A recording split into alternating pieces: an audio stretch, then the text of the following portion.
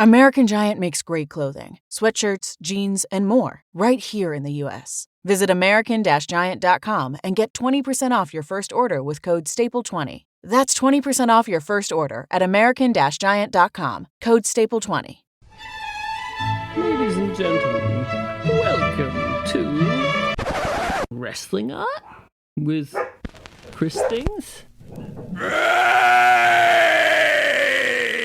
Do the hammerlock.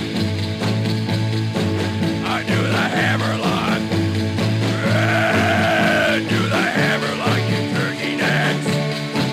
Yeah, do the hammerlock.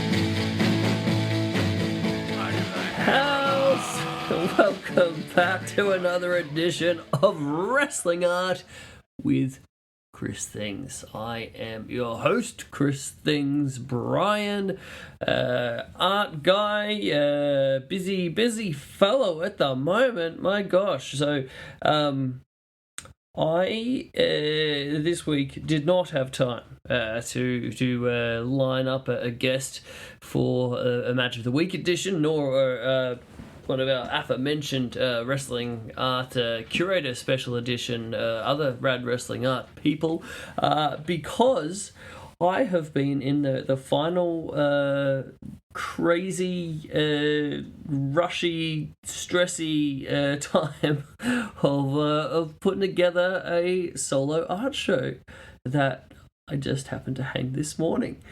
So, I thought this might be a good time to do one of our little solo editions of the show. We'll catch back up on our Match of the Weeks a little bit later on. But, I thought it's an interesting time because I have been running myself pretty ragged in setting up this show.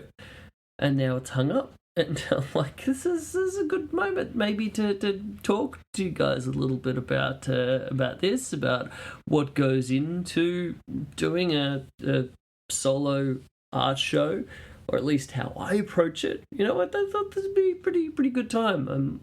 I'm also I'm so tired. That's a big part of this. It's just a bar show at the end of the day, but I take a lot of pride in approaching it, in making it the best that I possibly can do. I think, I don't know, I'd hope, but I like to think that people notice that. People notice the amount of work that I put into these shows. I basically treat them in the same way as I would if I was doing in a gallery space. And honestly, I'm stoked as to be on the walls at my favorite bar in the whole wide world, at the lovely little old Scratch on Park Road in Milton. For you guys to know a little bit of a setup here. The Scratch really was one of the early homes for like the sort of craft beer dive bar kind of movement that's become quite of a thing the last little while, but especially in Australia, in Brisbane, it was just an institution of a place. And yeah, I've been going there for probably like 12 years now. I don't know, but in addition to having rad, delightful, delicious, interesting craft beers, they're also just a great group of people that work there and that run it. Amazing, like, hospitable kind of place, but great music, but also like there's always rad art on the walls. And that was originally what I thought caught my eye all those years ago. So now, to be doing a big old full circle, and it's not my first rodeo. I've had a few shows there in the past, and it's always a privilege. So yeah, it's an interesting one in saying like it's a bar art show. Because in some ways, for some people maybe that's like they'll take it less seriously because it's in a bar. But it's an interesting thing to think about, how the environment can affect the type of art that you're creating for it. But I think it's kind of liberating and freeing in a sense. Because I think it's its own cool kind of thing. So anyway, I'm just bloody stoked to be doing this show to start with. And then, like I said the other week, this is the big sequel to my solo show that I did there last year. That was celebrating the weekend of darkness, the dark beer celebration weekend of Scratch. So yeah, I felt a little bit of pressure to try to do good as a sequel concept show to that one. And yeah, I think that may be affected through the entire sort of like preparation phase of this show. In terms of like, I'm trying to make it as good as, if not better, but yeah, it's a fine line, So, but at the end of the day, all you can do is just the best you can do. And yeah, so for these shows, taking you guys a little bit behind the creator's curtain here, I like to do a combination of different kinds of artwork, different mediums. I find that works for me, like a combination of sort of digitally colored pen or ink illustrations, as well as some acrylic pieces, some watercolor and gouache pieces. So I like to have a bit of a combo there. So that sort of goes into the planning stages a little bit as well. I think reference gathering is also a big part when you're sort of leading up to a show like this. At least for me, this kind of stuff, it's so highly dependent on the kind of references and inspiration that I come across. From a variety of different rad, Twitter and Instagram accounts of classic Lucha Libre photos and things like that. Also, the spaghetti western side of things is a big inspiration, obviously. So watching a lot of those movies, I think is excellent to get into that kind of mindset. And then once you sort of, you're in that reference mode, you can start to think like, okay, what could I do with this? What could I do with that? And then sometimes you just need to start drawing, and that's the good thing that I like these sort of digitally colored illustrations for, because you can just spontaneously do like a fun kind of pen sketch when you have a surge of sort of what would this look like, and I guess for more of a painting that can be like a preparatory study kind of deal, but sometimes I find that like original pen sketch can actually be better than what the painting would end up as anyway. It's a funny thing. So yeah, I like to incorporate those drawings into the show. But yeah, so once I get all that kind of thing, the other big part of it is the frames. So a lot of people, perhaps people that have more money than I do, would have all of their paintings done, take them to the framing store and say, hey, could you please let me pay you money to do this job for me? And that can be all well and good, but for me, I'm combination of probably trying to do this all in the most affordable way possible, but also I'm a bit of a perfectionist, I guess. I have a certain vision for things, so I want to do that. So I do take a lot of pride in actually doing the framing myself. And the more being retro secondhand kind of frames that I've gotten from thrift stores and Facebook Marketplace and all that kind of stuff. So when I was hanging the show today, an interesting thing came when I was talking to Chev when he was helping me hang the show, and we were talking about a specific piece and how it was a really rad frame. There's this sort of round classic kind of frame for one of the pieces, and I was saying how that frame influenced the artwork, which is interesting, because a lot of the time you'd pick a frame, to suit an artwork, but this was the other way around. I had this great frame, and I was like, what can I do as an artwork to live up to that frame? obviously affecting the composition a little bit with it being sort of a round thing as opposed to square. So it's interesting the way that can work. But yeah, the frame's also obviously a big part of it and doing a show. So, I'm not necessarily advising people to do it the way I do. It's kind of like a masochist way to do it, of being up till 3:30 this morning, putting all of these things into old frames, and cleaning them up and trying to make them look nice. But I enjoy the process. I think there's definitely, when I was doing it last night, I was feeling a bit of sort of pride and like almost like kind of a meditation kind of process, and in taking it slow and methodical, and doing all of that. So yeah, it works for me, I guess. But at the end of the day, I think I just want people to look at this show on Sunday is the big opening night. Come along and check it out, and I think it'll be up for potentially up to a month after that. But the biggest thing, I just want people to, if they're looking at this show, at these works, and they're like, what the heck is this? Where where this batshit stuff come from? But outside of that, I just want people to know that I do take a lot of pride in doing this stuff, as best as I can. And that's not to say any of these pieces are perfect or anything like that. Can be quite overly self-critical a lot of the time, and I'm sure that's probably a bit familiar to some of you guys out there, especially creatives.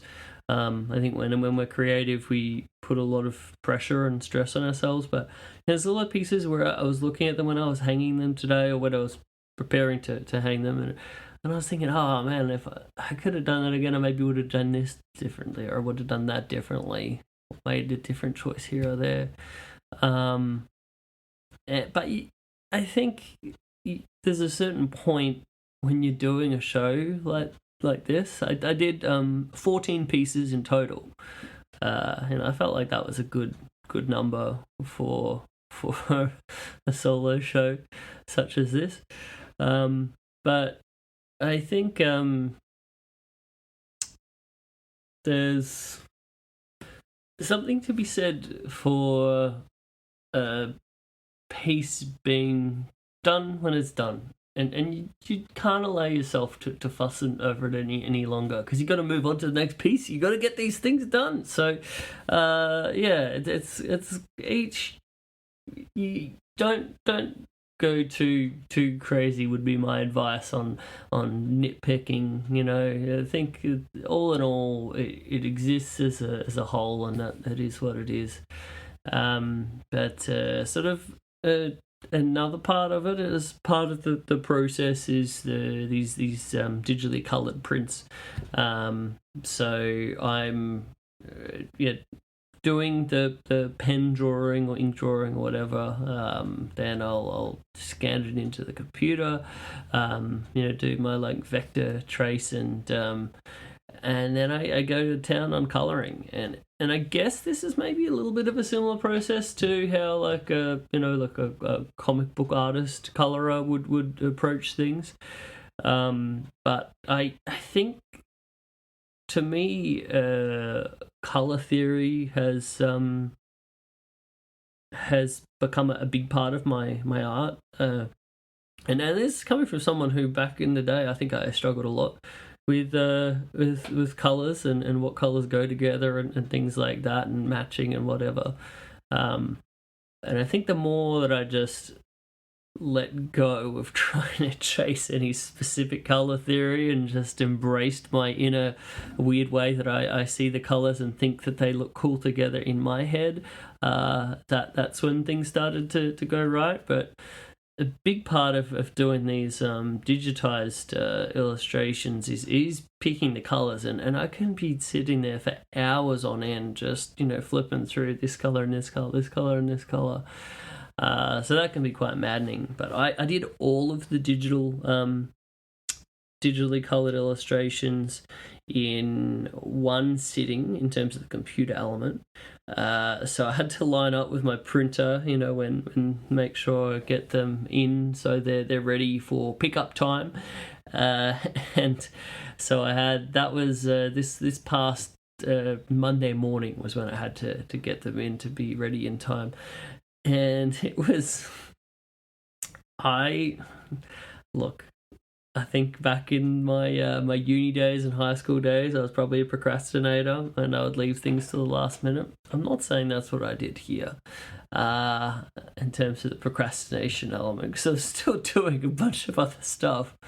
But I was like, well, this is when I need to do it. And then I sat down, I had some other measuring up to do to make sure they were going to fit the frames and the mats and all that kind of stuff.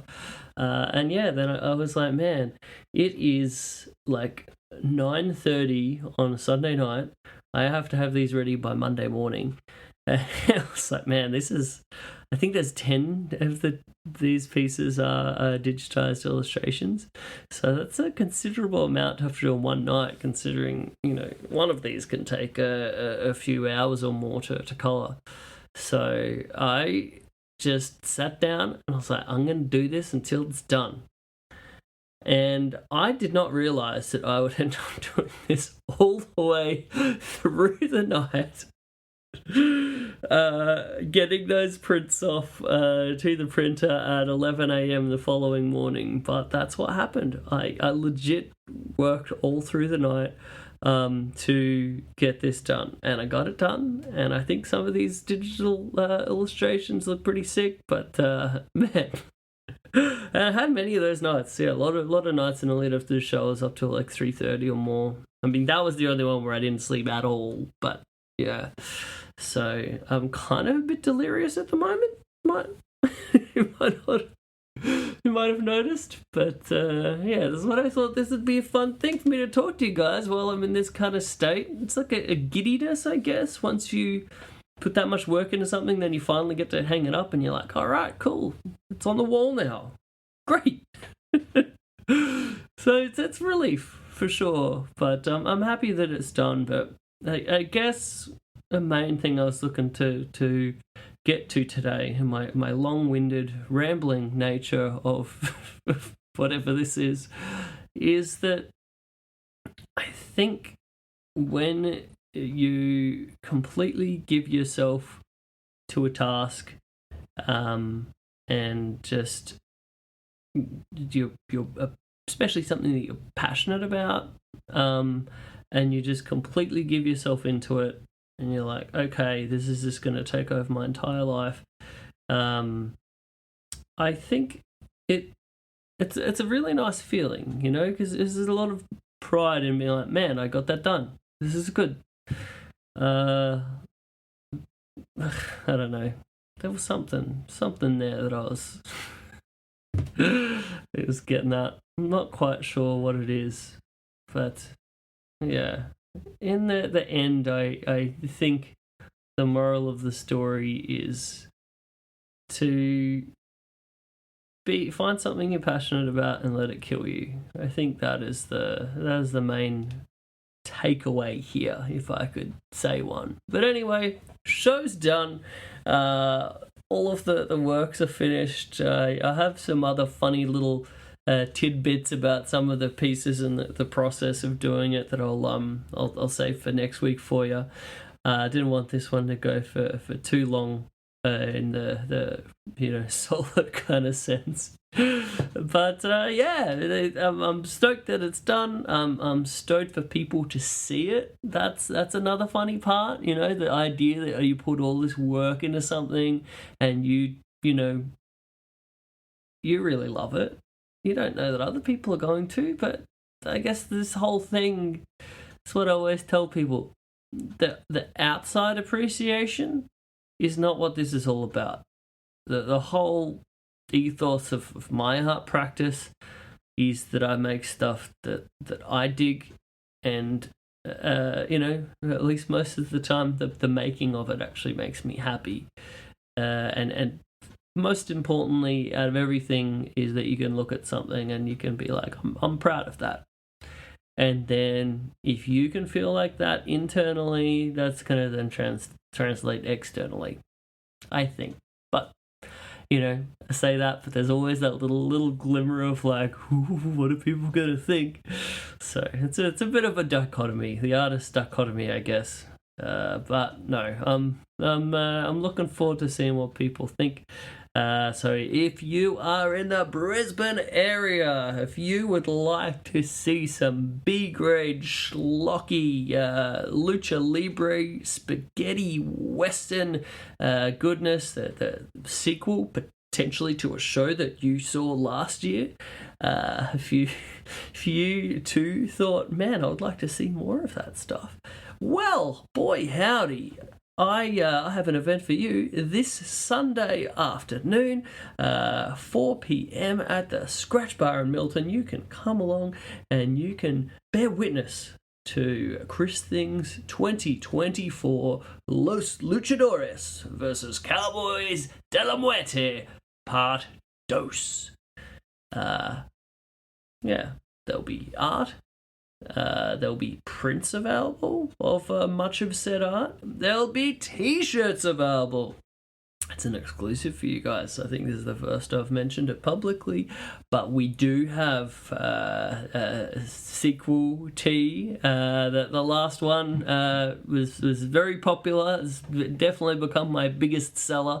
So I hope you'll dig the latest tee for this show, the commemorative t-shirt, which I will be making available for all of y'all in the near future.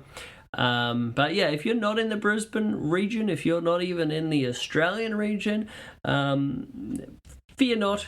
I will be sure to share a bunch of pictures and make a lot of these pieces available for you to purchase. For you to just check out, or potentially you might even be able to get some originals. We'll see how we go, but you definitely be able to snag yourself a print and a t-shirt. I'll be sure of that. But anyway, I think that wraps up my rambling monologue for today's episode. Yeah, I just thought I wanted to share this giddy exhaustion moment of finally getting this up on the walls with you. If you want to check out all the Chris Things, at Chris Things on Instagram, at Chris Things on the Twitter, christhings.com.au is the website where all those aforementioned prints and such are going to be. If you ever feel like supporting, that is the place to do so. Or, dang, if you feel like getting a commission of some sort of wacky concept that you have in your brain that you would like to bring into reality and in Chris Things style and Chris Things form, well, now is the time. I was very busy in the lead up to this show, so if anyone out there, I've not been as responsive as usual, I apologise, and I ask you to please bear with me, but now that the show is done, once I have that all finished up, let's get into it. Let's get into some new commission stuff. Let's get all of these things made. I think that's about it, guys. Thank you so much. I appreciate you, especially the folks that have listened this far into me just talking into a microphone, into the vacuum on a solo episode. Y'all are the real ones. All right. Thanks, dude. I will see you next time, guys. Later. Do the hammer like you